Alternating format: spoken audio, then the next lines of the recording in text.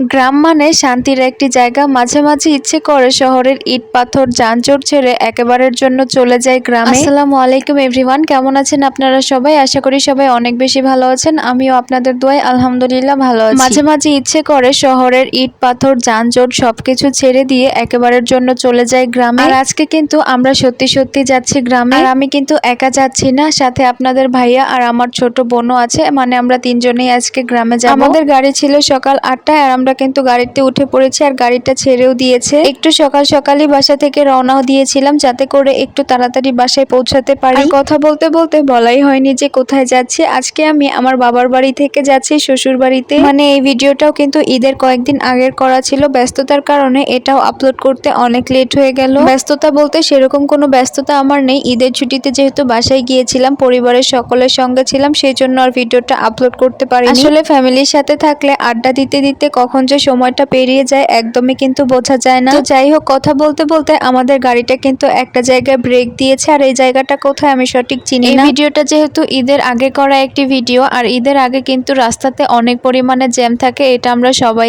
জানি। রাস্তায় প্রচুর পরিমাণে জ্যাম থাকার কারণে আমাদের গাড়িটা অন্য পাশ দিয়ে ঘুরে এসেছিল, আর তাই এই জায়গাটা কোথায় আমি সঠিক চিনতে পারছি না। বাস জার্নিটা আমার কাছে খুবই বিরক্তিকর লাগে। বাস জার্নি করতে একদমই ভালো লাগে না, আর আমি বাসের মধ্যে সেরকম কিছু খেতেও পারি না। ব্রেক শেষ করে আমাদের গাড়িটা আবারও রওনা দিয়েছিল আর আমরা কিন্তু গ্রামের কাছাকাছি চলে এসেছি প্রায়। গাড়ি থেকে কত সুন্দর একটা ভিউ দেখা যাচ্ছে। এত সুন্দর পরিবেশ শুধুমাত্র গ্রামেই পাওয়া যায়। এখন যেহেতু বর্ষাকাল, তাই চারিপাশে ধানের জমিগুলোতে পানি দিয়ে ভরে আছে। এগুলো দেখতেও কিন্তু অনেক বেশি সুন্দর লাগছিল। এরপর আমরা একদমই কাছাকাছি চলে এসেছি আর কিছুক্ষণের মধ্যেই আমরা গাড়ি থেকে নামবো। আর এখানেও কিন্তু অনেক সুন্দর একটা ভিউ দেখা যাচ্ছিল। আল্লাহর সৃষ্টি যে কতটা সুন্দর, সেটা গ্রামে না আসলে, এত সুন্দর পরিবেশ না দেখলে কখনোই বোঝা যেত না। তো যাই হোক, কথা বলতে বলতে আমরা কিন্তু গাড়ি থেকে নেমে পড়েছি এবং গাড়ি থেকে নেমে আরেকটা অটোতে উঠেছি। গ্রাম যেমন শান্তির একটি জায়গা, ঠিক তেমনি কিছু অসুবিধাও রয়েছে গ্রামে। গ্রামের কিছু কিছু রাস্তাঘাটের অবস্থা খুবই খারাপ। এই দেখুন কি অবস্থা হয়ে আছে রাস্তা। কিছুই করার নেই, এগুলো মেনে নিয়ে আমাদেরকে চলতে হবে। যেখানে ভালো থাকবে সেখানে খারাপও থাকবে, এটাই স্বাভাবিক। আর কথা বলতে বলতে আমরা কিন্তু বাসার কাছাকাছি চলে এসেছি আর আমরা কিন্তু অটো থেকে নেমেও পড়েছি। আর আমার দেবর আমাদেরকে এগিয়ে নিয়ে যাওয়ার জন্য এসেছে। আর বাসার সামনে রাস্তার কি অবস্থা হয়ে গিয়েছে আপনারা জাস্ট দেখুন একবার। এই কয়েকদিন যেহেতু প্রচন্ড পরিমাণে বৃষ্টি হয়েছে, ভারী বৃষ্টিপাতের কারণে রাস্তার মাঝখানে ভেঙে গিয়ে এরকম পানি হয়ে আছে। তো যাই হোক, এরপর বাসায় এসে ফ্রেশ হয়ে দুপুরের খাবারটা খেয়ে নিয়েছিলাম। দুপুরের খাবার খেতে খেতে আমাদের প্রায় বিকেল হয়ে গিয়েছিল। এরপর আমি একটা চিপস খেয়েছিলাম। এই চিপসটা খেতে অনেক ভালো লাগে। তো যাই হোক, আজকের ভিডিওটা এই পর্যন্তই। ভিডিওটি আপনাদের কাছে কেমন লেগেছে অবশ্যই কিন্তু কমেন্ট করে জানাবেন। আর ভিডিওটি ভালো লাগলে অবশ্যই একটা লাইক, কমেন্ট এন্ড শেয়ার করবেন। সবাই ভালো থাকবেন, সুস্থ থাকবেন। সবাইকে আল্লাহ হাফেজ।